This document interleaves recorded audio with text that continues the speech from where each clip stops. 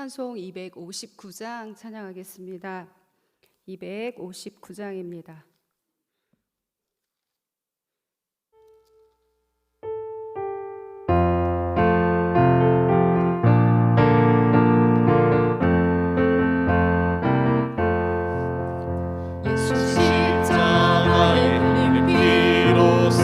그대는 씻기어 있는가? 더러운 죄 희게 하는 능력을 그대는 참을지 않은가? 예수의 보혈로 그대는 씻기어 있는가? 마음속에 여러 가지 죄악이 깨끗이 있는가? 주 예수와 밤낮을 늘 함께 그대는 행동을 하는가? 아무 때나 어디서나 그대는 십자가 붙들고 있는가? 예수의 보혈로 그대는 씻기어 있는가? 마음속에 여러 가지 죄악이 깨끗이 씻기어 있는가? 주님 예수 다시 올 때 그대는 영접할 예복이 있는가? 그대 몸은 거룩한 곳 천국에 들어갈 준비가 됐는가? 예수의 보혈로 그대는 씻기어 있는가? 마음속에 여러 가지 죄악이 깨끗이 씻기어 있는가? 모든 죄에 더러워진 예복을 주 앞에 지금 다 벗어서 샘물같이 솟아나는 보혈로 눈보다 너희게 씻으라. 예수의 보혈로 그대는 씻기어 있는가? 마음속에 여러 가지 죄악이 깨끗이 씻기어 있는가? 아멘. 한 장 더 찬양하겠습니다. 270장입니다. 우리 박수하면서 찬양할까요?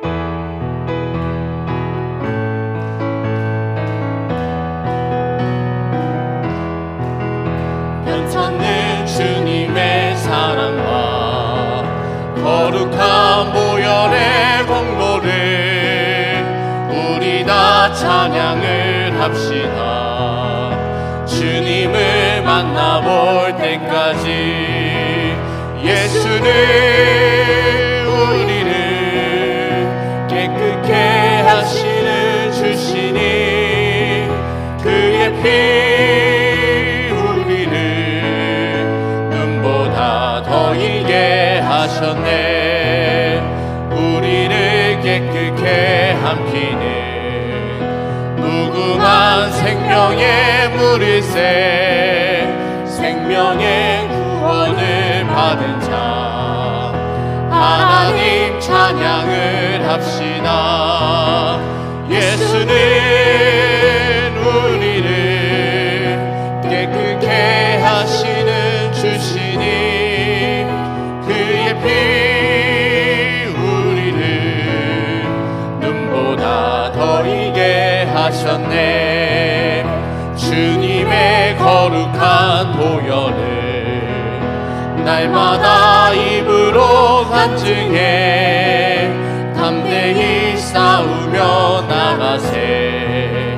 천국에 들어갈 때까지 예수는 우리를 깨끗게 하시는 주시니 그의 피 우리를 눈보다 더 희게 하셨네. 십자가 단단히 붙잡고 날마다 이기며 나가세. 선의의 면류관 쓰고서 주 앞에 찬양할 때까지 예수는 우리를 깨끗게 하시는 주시니 그의 피 우리를 눈보다 더 희게 하셨네. 아멘.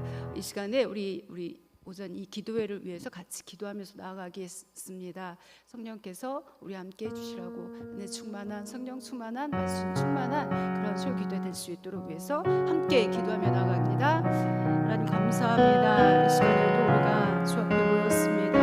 귀한 날 하나님 숨쉬게 하셨고 귀한 날 하나님 주님 앞에 나아서 예배할 수 있도록 인도하여 주셨으니 감사합니다. 하나님 함께 찬양할 때 그 찬양을 받아주시고 우리가 기도할 때 우리 소망을 아시는 주님, 중심을 아시는 주님, 하나님 앞에만 있게 하여 주시고 은혜 안에 나아가는 시간 되게 하여 주시옵소서. 주님만 만나게 하여 주시고 주님과만 교제하는 귀한 시간 될 수 있도록 도와주시옵소서. 우리의 생각을 주장하여 주시고 말씀을 전하는 자 듣는 자 동일한 은혜 안에 나아갈 수 있도록 인도하여 주시옵소서. 값없이 주어지는 그 은혜 하나님 누리고 사는 자들 될 수 있도록 하나님 도와주시옵소서. 성령께서 이 시간도 우리를 주장하여 주시기 원하고 아버지여 도와주시옵소서. 아버지 함께하여 주시옵소서. 온전히 주장하여 주시옵소서. 주의 보혈로만 덮어 주시옵소서. 성령님 함께하여 주시옵소서. 예수님의 이름으로 기도합니다. 아멘. 우리 찬송 252장 찬양합니다.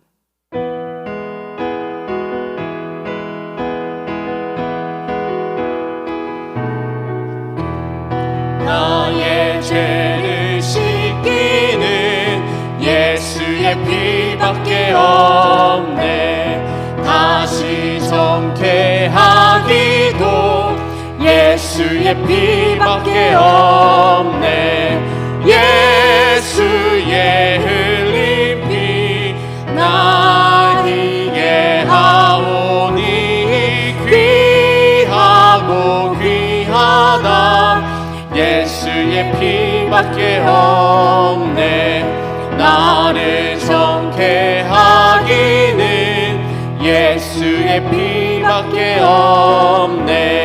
사죄하는 증거도 예수의 피밖에 없네. 예수의 흘린 피 날 희게 하오니 귀하고 귀하다. 예수의 피밖에 없네. 나의 죄 속하기는 예수의 피밖에 없네. 나는 공로 없으니 예수의 피밖에 없네. 예수의 흘린 피 날 희게 하오니 귀하고 귀하다. 예수의 피밖에 없네. 평안함과 소망은 예수의 피밖에 없네. 나의 의는 이것뿐 예수의 피밖에 없네. 예수의 흘린 피 날 희게 하오니 귀하고 귀하다. 예수의 피밖에 없네. 영원토록 내 할 말 예수의 피밖에 없네.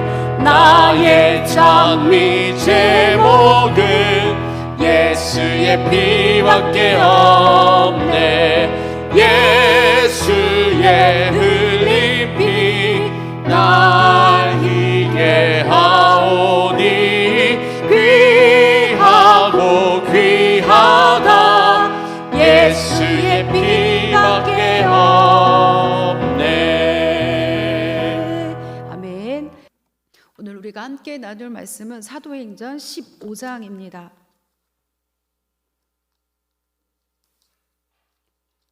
사도행전 15장 1절부터 21절에 있는 말씀 한 절씩 교독하겠습니다.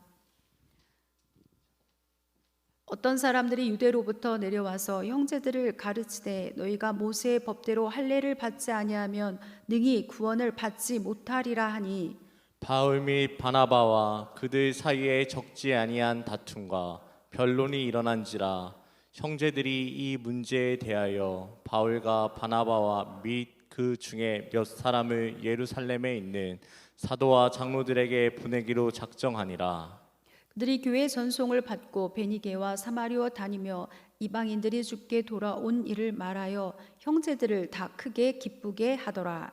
예루살렘에 이르러 교회와 사도와 장로들에게 영접을 받고 하나님이 자기들과 함께 계셔 행하신 모든 일을 말하며 바리새파 중에 어떤 믿는 사람들이 일어나 말하되 이방인에게 할례를 행하고 모세의 율법을 지키라 명하는 것이 마땅하다 하니라. 사도와 장로들이 이 일을 의논하러 모여 많은 변론이 있은 후에 베드로가 일어나 말하되 형제들아 너희도 알거니와 하나님이 이방인들로 내 입에서 복음의 말씀을 들어 믿게 하시려고 오래전부터 너희 가운데서 나를 택하시고 또 마음을 아시는 하나님이 우리에게와 같이 그들에게도 성령을 주어 증언하시고 믿음으로 그들의 마음을 깨끗이 하사 그들이나 우리나 차별하지 아니하셨느니라. 그런데 지금 너희가 어찌하여 하나님을 시험하여 우리 조상과 우리도 능히 매지 못하던 멍에를 제자들의 목에 두려느냐. 그러나 우리는 그들이 우리와 동일하게 주 예수의 은혜로 구원받는 줄을 믿노라 하니라. 온 무리가 가만히 있어 바나바와 사울이 하나님께서 자기들로 말미암아 이방인 중에서 행하신 표적과 기사에 관하여 말하는 것을 듣더니 말을 마침에 야고보가 대답하여 이르되 형제들아 내 말을 들으라. 하나님이 처음으로 이방인 중에서 자기 이름을 위할 백성을 취하시려고 그들을 돌보신 것을 시므온이 말하였으니 선자들의 말씀이 이와 일치하도다 기록된 바 이후에 내가 돌아와서 다윗의 무너진 장막을 다시 지으며 또 그 허물어진 것을 다시 지어 일으키리니 이는 그 남은 사람들과 내 이름으로 일컬음을 받는 모든 이방인들로 주를 찾게 하려 함이라 하셨으니 즉 예로부터 이것을 알게 하시는 주의 말씀이라 함과 같으니라. 그러므로 내 의견에는 이방인 중에서 하나님께로 돌아오는 자들을 괴롭게 하지 말고 다만 우상의 더러운 것과 음행과 목매어 죽인 것과 피를 멀리하라고 편지하는 것이 옳으니 함께 있습니다. 이는 예로부터 각 성에서 모세를 전하는 자가 있어 안식일마다 회당에서 그 글을 읽음이라 하더라. 아멘. 이제 사도행전 15장입니다. 1절은 안디옥 교회에서 어떤 일이 벌어지게 되는지를 알려줍니다. 어떤 사람들이 유대로부터 내려와서 형제들을 가르치되 너희가 모세의 법대로 할례를 받지 아니하면 능히 구원을 받지 못하리라 하니 아마 이것 때문에 안디옥 교회 교인들 사이에 난리가 나지 않았을까 싶습니다. 이제까지 자기들이 들었던 그런 내용과 다르기 때문입니다. 무엇보다 구원과 관련된 일이었기 때문에 적잖은 혼란과 소동이 일어났습니다. 안디옥 교회는 이방인에 의해서 세워진 이방인 최초의 교회였습니다. 예루살렘에서 스데반의 순교 사건으로 그리스도인들을 향한 교회를 향한 박해가 너무 심해져서 그때 많은 사람들이 사방으로 흩어지게 되었죠. 흩어진 사람들이 곳곳에서 복음을 전했습니다.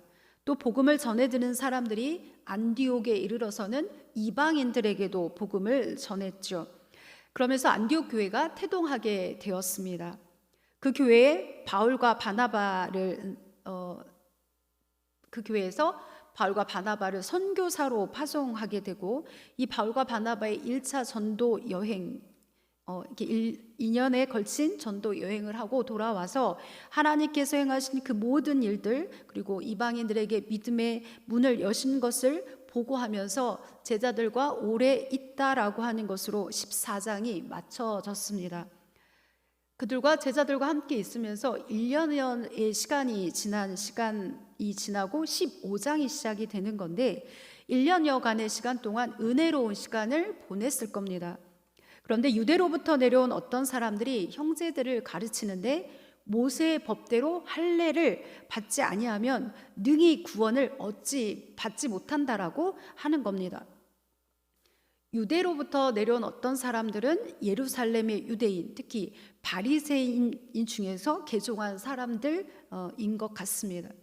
그들은 유대교에서 개종하여서 복음을 받아들이긴 했지만 여전히 유대교에 대한 큰 자부심을 갖고 이방인 개종자들도 할례를 받아야 된다, 그리고 모세의 율법을 지켜야만 구원을 받을 수 있다라고 가르쳤습니다. 이 구원을 받지 못하리라라고 번역된 이 말이 할례를 받지 못하면 절대 구원을 받을 수 없다라고 단정하는 말입니다.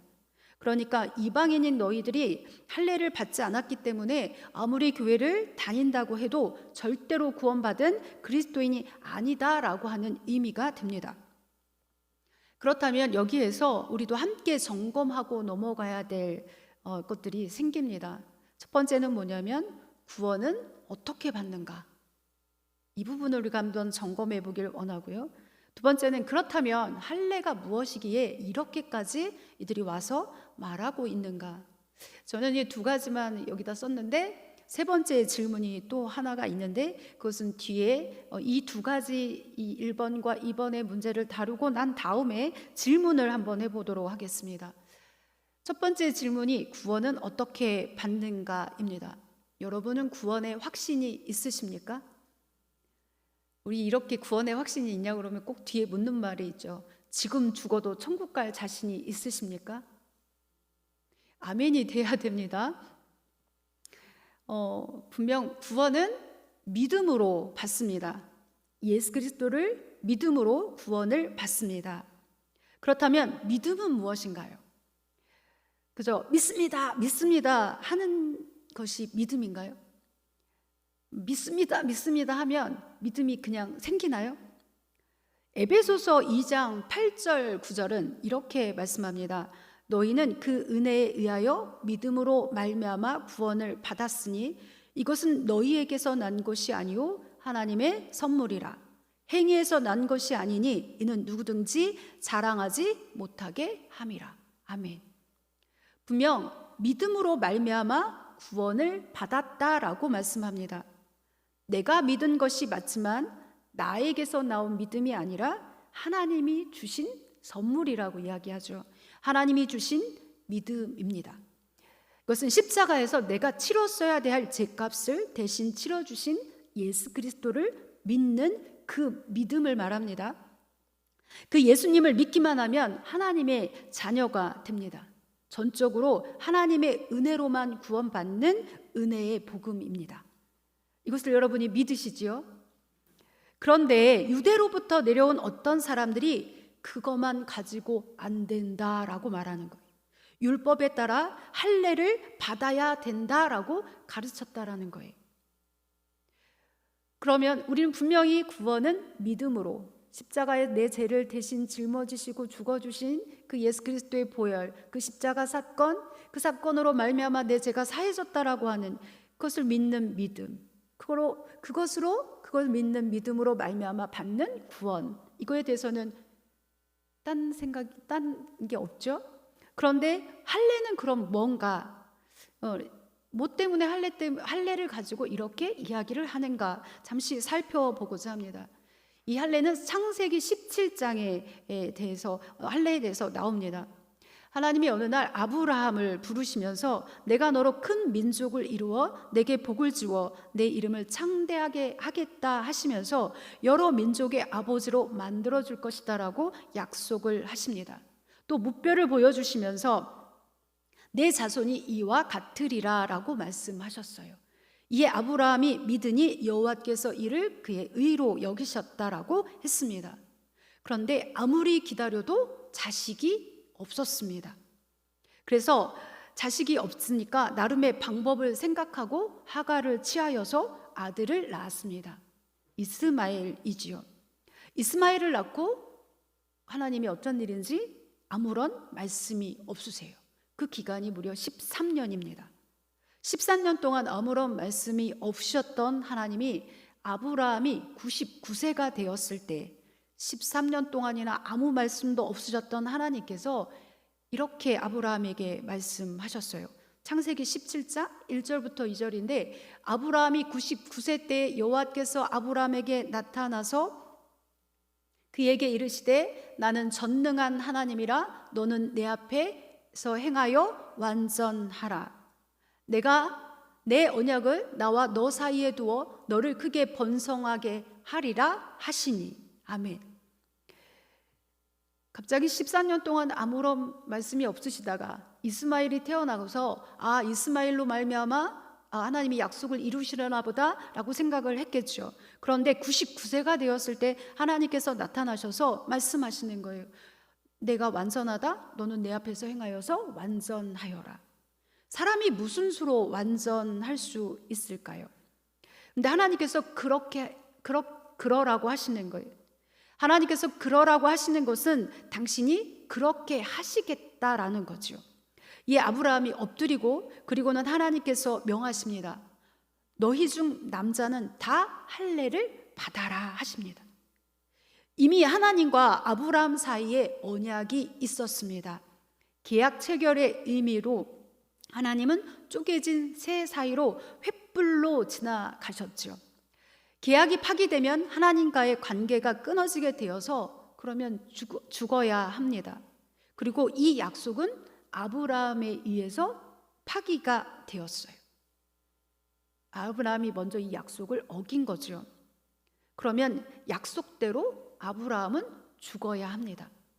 그러나 하나님은 그 약속을 갱신하시면서 할례를 행하라고 하신 거예요. 할례는 죽음을 의미합니다. 할례를 받는다는 건 이전에 파기한 약속에 대한 책임을 묻는 것이고 그리고 다시 그 할례를 행함으로 인해서 갱신된 약속에 대한 표징이기도 합니다. 그러니까 할례는 하나님 안에서 죽음을 의미하고 다시 한번 하나님과 약속하는 언약 백성으로서의 외적인 표시였습니다. 그러니까 이스라엘 민족에게 할례는 참 중요한 거였죠. 하나님의 언약 백성으로서의 표시였으니까요. 그러니까 할례는 내가 하나님 안에서 죽었다는 의미이면서 하나님께 선택된 백성이라는 의미를 가집니다. 근데 이 내가 하나님 안에서 죽었다라는 의미는 제껴두고 언약 백성으로서의 의미만을 부여하다 보니까 유대인들에게 이 할례는 자기 의가 되어진 겁니다. 하나님은 하나님의 은혜로 구원을 받았음에도 불구하고 이 자기 의를 버리지 못해서 할례를 받아야만 참된 하나님의 백성이 된 거다라고 이 유대로부터 내려온 어떤 사람들이 그렇게 가르쳤다라는 거예요. 이 할례는 신약 시대의 세례와 같은 의미를 갖습니다. 세례는 예수님을 구주로 영접한다는 신앙 고백적 행위입니다. 물에 잠길 때 하나님 안에서 나는 죽었습니다. 그리고 물에서 다시 나올 때 죽음을 이기시고 부활하신 주님처럼 그 부활의 새 생명을 얻었음을 의미합니다. 우리는 지금 약식으로 행하고 있지만 그 세례식의 의미, 세례의 의미는 같습니다. 그런데 생각해 보세요. 세례를 너무 강조하다가 이렇게 말한다고 하면 세례를 받아야만 그리스도인입니다. 세례를 받지 않으면 그리스도인이 아니기 때문에 구원받았다라고 할 수 없습니다. 아니면 더 나아가서 세례를 받지 않으면 구원을 받지 않은 겁니다 라고 말한다면 여러분 어떨 것 같습니까? 그런가 싶습니까? 아무런 대답을 안 하시고 쳐다만 보시는데 우리 분명하게 하고 갑시다. 세례가 예수님을 구주로 영접하는 믿음의 고백의 행위이지만 세례 자체가 구원의 조건은 아니죠. 확신이 안 서십니까? 세례를 세례는 내가 예수 그리스도를 구주로 영접한다는 의미의 신앙의 고백의 행위이에요. 구원은 무엇으로 받습니까? 믿음으로. 무엇을 믿음으로? 예수 그리스도를 내 구주로 영접하는 그 믿음으로 받는 거예요. 세례는 그 고백의 행위입니다. 세례를 받는 것, 받지 않는 그 행위가 중요한 게 아니라 내 안에 누가 계신 게 중요한 거예요? 예수가 계신 게 중요한 거예요. 헷갈리죠? 그러니까 유대에서 내려온 사람들이 그렇게 말하니까 헷갈릴만 하죠. 구원은 오직 예수 그리스도를 믿음으로 얻습니다. 구원의 길은 예수님 외에는 없습니다. 이게 아멘 되십니까? 아멘이 되셔야 돼요. 처음에는 이단이 아닌 것 같은데 그 무언가를 너무 강조하다가 보면, 그래서 그것이 막 발전하다 보면 복음이 변질될 수 있습니다. 그러면 다른 복음이 되어집니다. 바울은 갈라디아서 1장 9절에서 우리가 전에 말하였거니와 내가 지금 다시 말하노니 만일 누구든지 너희가 받은 것 외에 다른 복음을 전하면 저주를 받을지어다. 아멘. 대놓고 저주받으라고까지 했습니다. 예수님이 구원의 길이라고 말하면서 많은 구원의 길 중에 하나라고 이야기하는 사람들이 있어요. 헷갈리게 말하죠. 예수님이 구원의 길입니다. 그런데 많은 구원의 길 중에 하나입니다 라고 말을 한다면 여러분, 그럴 수도 있지라고 말하시겠습니까? 제가 왜 이야기를 하냐면 다원주의 사상의 영향을 받아서 이런 거예요.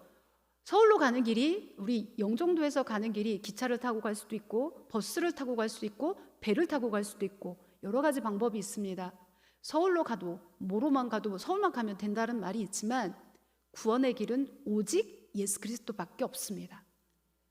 이 부분에서 여러분이 흔들리시면 안 되는 거예요. 복음은 세련되고 화려할 필요가 없고 세상을 따라갈 필요가 없습니다. 복음을 전하는 방법에 대해서는 다양해질 수 있지만 복음은 변할 수가 없습니다.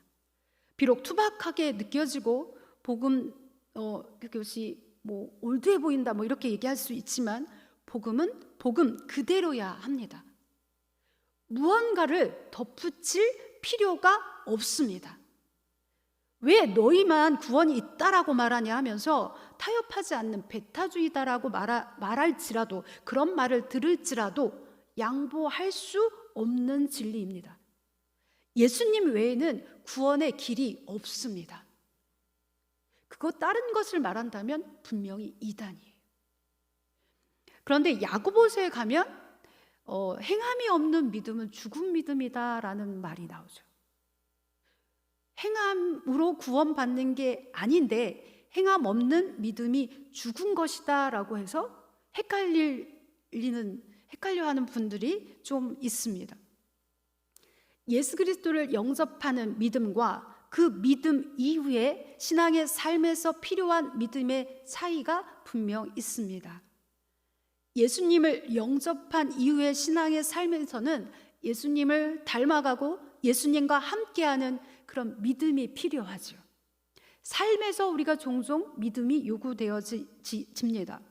그렇기 때문에 그 믿음은 행함이 따라갈 수밖에 없는 거예요.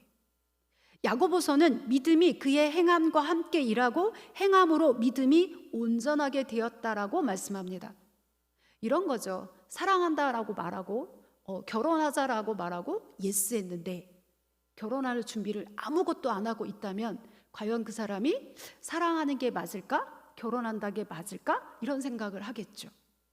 사랑한다라고 말하고 그것이 행동으로 보여진다면 그 사랑한다는 말에 온전히 사랑한다라고 느껴지는 것과 같습니다. 다시 사도행전으로 돌아옵니다. 바울 및 바나바가 유대에서 내려온 사람들이 이상한 것을 가르치니까 적지 않은 다툼과 변론이 일어나게 됐습니다. 그렇지 않겠어요? 오직 믿음으로 받는 구원인데 어처구니 없는 이야기들, 교회의 정체성마저 흔드는, 이제까지 바울과 바나바가 선교하면서 세웠던 그 모든 교회들, 이 교회의 정체성과 그리고 복음을 뒤흔드는 위험한 주장을 받아들일 수 없는 거죠. 이 교인들 사이에서 뭐가 맞는 거지 하게 된 것 같아요. 예루살렘에서 왔다니까 뭔가 혹하면서 그런가? 할례를 행해야 되나 봐 이러면서 찬성파가 있었을 거고, 아니야, 우리가 이제까지 경험하고 이제까지 들었고 이제까지 배웠던 거랑 너무 달라 하면서 반대하는 편이 분명 있었습니다. 바울과 바나바가 구원에 대한 새로운 소식이 전해졌구나 막 이러면서 받아들였겠어요? 그렇지 않습니다. 절대 물러설 수 없는 다툼과 변론이 일어나는 거예요. 교회에서 이게 옳네 저게 옳으네 막 이러면서 파당과 분쟁이 일어났음은 뻔합니다. 이 문제는 양보할 수 있는 부분이 아니에요. 안디옥 교회를 흔들 뿐만 아니라 사도 바울 그리고 바나바가 전했던 그 복음의 진리의 근간을 흔드는 것. 이들 안에서 근데 해결이 안 되는 겁니다. 이방인 할례에 대한 문제가 이제 안디옥 교회 자체에서 해결되지 않아서 이 문제를 가지고 바울과 바나바와 그들 중에 몇 사람을 예루살렘 교회로 보내기로 결정을 합니다. 예루살렘에 이르러 사도와 장로들에게 영접을 받으면서 자기들에게 하나님이 함께 계셔서 행하신 모든 일들을 말해요. 그 모든 일들을 말하는데 그 중에 바리새파 중에 어떤 믿는 사람들이 이방인에게 할례를 행해야 한다고 주장하는 이들이 있었습니다. 그러니까 사도와 장로들이 이 일을 의논하기 위해서 모이게 된 겁니다. 그렇게 제1차 예루살렘 공의회가 개최되었습니다. 사도와 장로들이 이방인 신자들의 할례와 율법 준수를 놓고 정말 오랫동안 토론을 벌였어요. 이게 왜 이렇게 토론을 벌여야 되는가 싶지만 심각한 문제죠. 많은 변론이 있은 후에 이방인 구원 사역에 대해서 베드로가 먼저 말을 합니다. 이미 베드로는 이방인과 관련해서 하나님의 사역을 경험했습니다. 바로 이방인 고넬료의 가정 안에서 있었던 하나님의 역사입니다. 하나님의 명령에 순종하여서 이방인 고넬료의 가정에 복음을 전하도록 강권적으로 역사하셨던 것을 우리가 기억을 하는데요. 그가 기도하는 중에 하나님께서 환상을 보여주셨습니다. 보자기 같은 것에 내려오면서 그 안에 보니까 구약의 율법에서 말하고 있는 온갖 부정한 짐승들이 거기 다 있습니다. 하나님께서 베드로에게 뭐라고 했어요? 잡아먹으라. 그러니까 베드로가 저는 부정하다고 말하는 걸 먹은 적이 없습니다. 못 먹겠습니다. 안 먹습니다. 막 이러니까 하나님께서 뭐라고 하셨어요? 내가 깨끗하게 한 것을 속된 것이다라고 하지 말라라고 하셨죠. 이렇게 3번을 경험하고 그리고 하나님 말씀에 순종하여서 고넬료의 집에 갔습니다. 그리고 그곳에 가서 복음을 전했지요. 거기 모인 모든 사람들의 복음을 전할 때 그들 위에 성령이 임함을 보게 됩니다. 그래서 그들에게 예수 그리스도의 이름으로 세례를 베풀잖아요. 그들이 할례를 받았기 때문에 성령이 임하셨나요? 그들은 할례와는 완전히 무관한 사람들이었습니다. 그 경험을 가지고 베드로가 말하고 있는 거예요. 너희들도 알지 않느냐? 하나님께서 나를 도구로 사용하여서 이방인들에게 복음을 전하게 하시고 그들도 이 복음을 믿게 하셨다. 모든 사람들의 생각을 아시는 하나님께서 우리에게 성령을 주신 것과 똑같이 그들에게도 주셔서 그들을 인정하셨다. 하나님은 우리와 이방인들을 차별하지 않으셨다. 하나님께서 그들의 믿음을 보시고 그들의 마음을 깨끗하게 하셨다. 이러면서 이런 고백을 합니다. 11절입니다. 우리는 그들이 우리와 동일한 주 예수의 은혜로 구원받은 줄을 믿노라 하니라. 아멘. 유대인이나 이방인이나 육체의 할례 같은 인간의 행위나 공로로 구원받은 것이 아니라 주 예수의 은혜로 구원받은 줄로 내가 믿는다라고 말하는 거예요. 전적으로 베푸신 하나님의 은혜로 구원받았음을 고백을 합니다. 여러분도 이런 고백을 하시지요. 여러분이 잘나서, 여러분이 업적 때문에, 여러분이 무슨 행위를 해서 구원받은 것이 아니라 전적인 하나님의 은혜로, 예수 그리스도를 믿음으로 받은 구원입니다. 그리고 바울과 바나바는 하나님께서 이방인들 가운데 그들을 통해서 행하신 모든 그 기적과 표적에 대해서 이야기를 해요. 제1회 이 예루살렘 공의회에서 최종 판결이 야고보에 의해서 이루어지는데요. 이 야고보는 예수님의 제자 야고보가 아니라 예수님의 동생 야고보입니다. 하나님께서 처음으로 이방인 중에서 자기 백성을 삼으려고 그들을 찾아오신 이야기를 베드로가 해주었다라고 이야기하면서 이 선지자들의 말도 이와 일치한다. 아모스 선지자가 이방이 하나님의 백성으로 부름받은 것을 예언했고 그것이 하나님의 뜻이다. 그러니 이 사람들에게서 다른 짐을 지우지 말고 다만 이것만 요구하자라고 합니다. 그래서 20절이에요. 다만 우상의 더러운 것과 음행과 목매어 죽인 것과 피를 멀리하라고 편지하는 것이 옳으니. 아멘. 우리는 지금 예수님으로 말미암아 믿음으로 얻는 구원에 대해서, 근데 그 구원이 무슨 조건이나 자격이 필요한가 필요하지 않은가 이 얘기를 하는데요, 필요 없다라는 얘기를 하고 있는 거잖아요. 그런데 이게 뭐지? 라는 싶은 거예요. 구원을 받는데 할례는 필요하지 않다라고 하면서 우상의 더러운 것과 음행과 목매어 죽인 것과 피는 멀리해라 라는 것을 제시하고 있다라는 거죠. 신약시대를 살아가는 이들에게 필요한 율법인가 싶을 겁니다.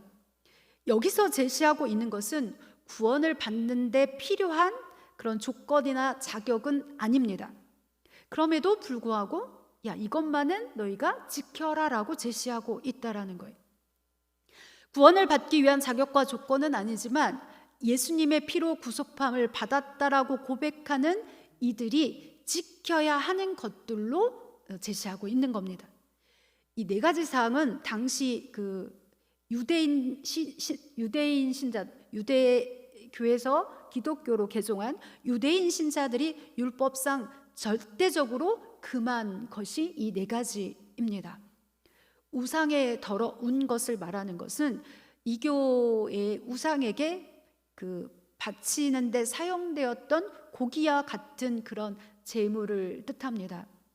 우상에게 바쳐졌던 제물을 먹는 것은 어떻게든 우상과 접촉함으로 그 우상을 숭배하게 되고 그 제물을 먹음으로써 마음이 우상에게 기울어질 수 있다라고 생각했기 때문에 우상에 바쳐졌던, 그러니까 우상의 더러운 것, 이런 것 피해라 라고 말을 하고 있는 거예요.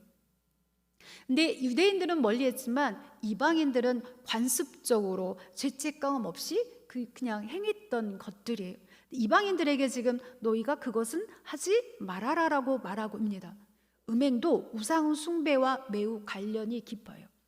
이교의 우상 숭배는 그 신전에서 이루어지면서 이런 음행들이 같이 이루어졌기 때문에 이 우상 숭배와 관련된 이 음행도 너희가 피해라라고 말하고, 목매어 죽인 것과 피를 피해라라고 말하는데 피가 빠지지 않은 고기는 피째 먹는 거와 마찬가지잖아요.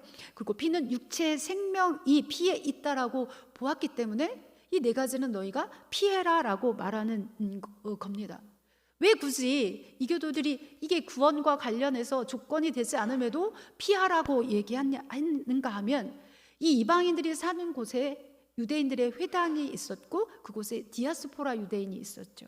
복음은 유대인에게만 해당되고 뭐 이방인에게만 해당되고 이것이 아니라 모든 사람에게 구원을 받아야 되는 이유가 있는 거예요.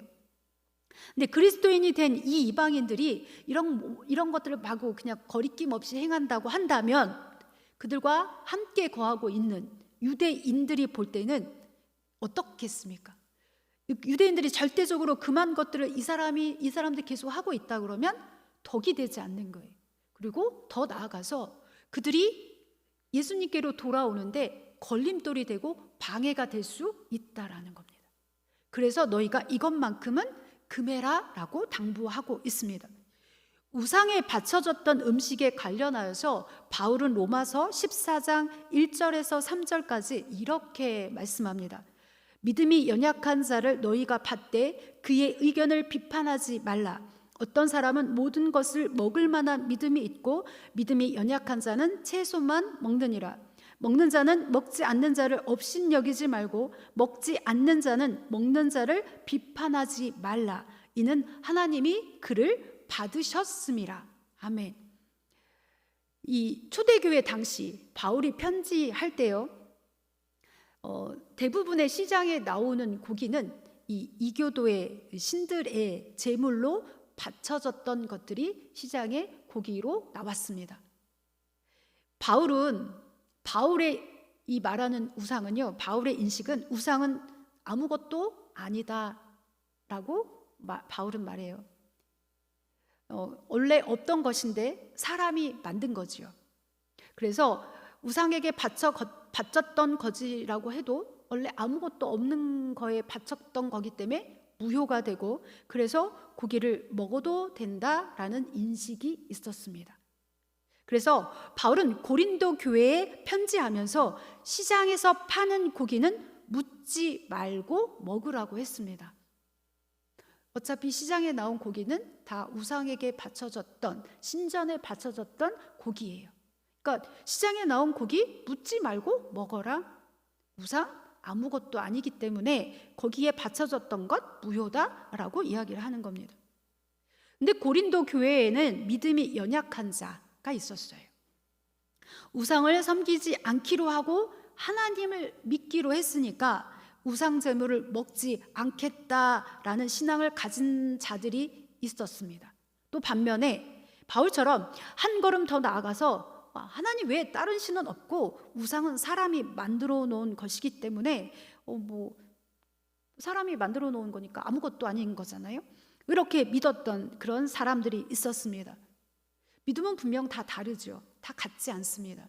믿음은 자라가기 때문에 분명 다 다릅니다. 그래서 연약한 자가 있고 단단한 자가 있는 거죠. 근데 믿음이 연약한 자를 받고 그 의견을 비판하지 말라고 합니다. 바울은 자신은 시장의 고기를 먹을 수 있지만 만약 믿음이 연약한 자가 자신이 고기를 먹는 것으로 인해서 넘어진다면 자신은 평생 고기를 먹지 않겠다라고 했습니다. 자신에게는 괜찮아도 믿음이 연약한 자를 위해서 그가 오해하고 시험이 된다면 절제해라라고 편지했었지요. 사도행전에서 말하고 있는 4가지를 금하는 이유, 왜 이 4가지를 금할까? 구원은 믿음으로 받는 것이라고 했고 할례에 대해서도 이야기했지만 왜 이 4가지는 금하라고 했는가? 이해가 되시죠? 나는 자유할 수 있지만 나의 자유가 누군가에게 복음의 걸림돌이 되고 방해가 된다면 절제해야 되는 것이 덕이겠지요. 은혜겠지요.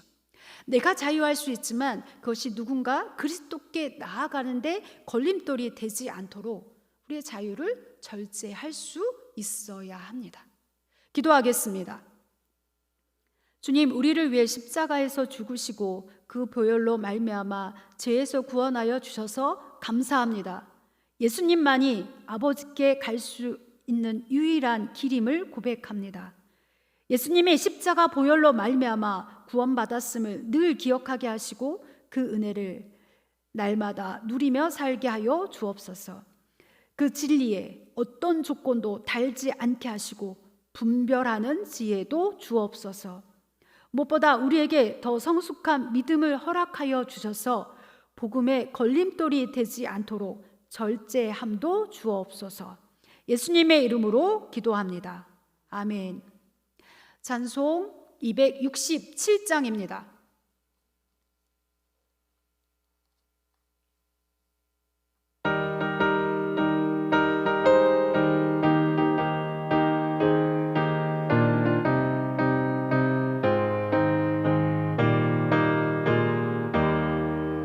주의 확실한 약속에 말씀 듣고 주만 믿으면 구원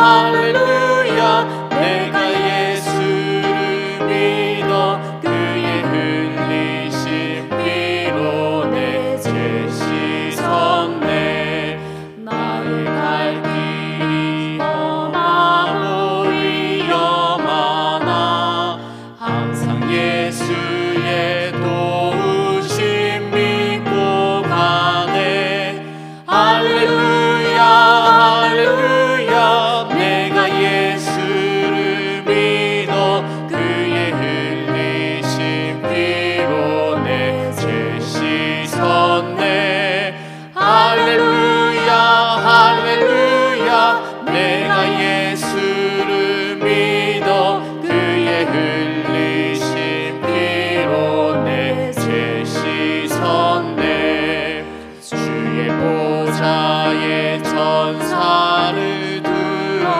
들어서서 우리 구주를 높이어 찬양하네 할렐루야 할렐루야 내가 예수를 믿어 그의 흘리신 피로 내 죄 씻었네 할렐루야 할렐루야 내가 예수를 믿어 그의 흘리신 피로 내 죄 씻었네 예언자들과 왕들도 반열대로 왕길 따라 나와 찬송하네 할렐루야 할렐루야 내가 예수를 믿어 그의 흘리신 피로 내 죄 씻었네 할렐루야 할렐루야 내가 예수를 믿어 그의 흘리신 피로 내 죄 씻었네 우리 모두 다 그 반열 뒤따르며 함께 즐거운 찬송을 부르리라 할렐루야 할렐루야 내가 예수를 믿어 그의 흘리신 피로 내 죄 씻었네 할렐루야 할렐루야 내가 예수를 믿어 그의 흘리신 피로 내 죄 씻었네 아멘. 주님 가르쳐 주신 기도로 마치겠습니다. 하늘에 계신 우리 아버지, 아버지의 이름을 거룩하게 하시며 아버지의 나라가 오게 하시며 아버지의 뜻이 하늘에서와 같이 땅에서도 이루어지게 하소서. 오늘 우리에게 일용할 양식을 주시고 우리가 우리에게 잘못한 사람을 용서하여 준 것 같이 우리 죄를 용서하여 주시고 우리를 시험에 빠지지 않게 하시고 악에서 구하소서. 나라와 권능과 영광이 영원히 아버지의 것입니다. 아멘.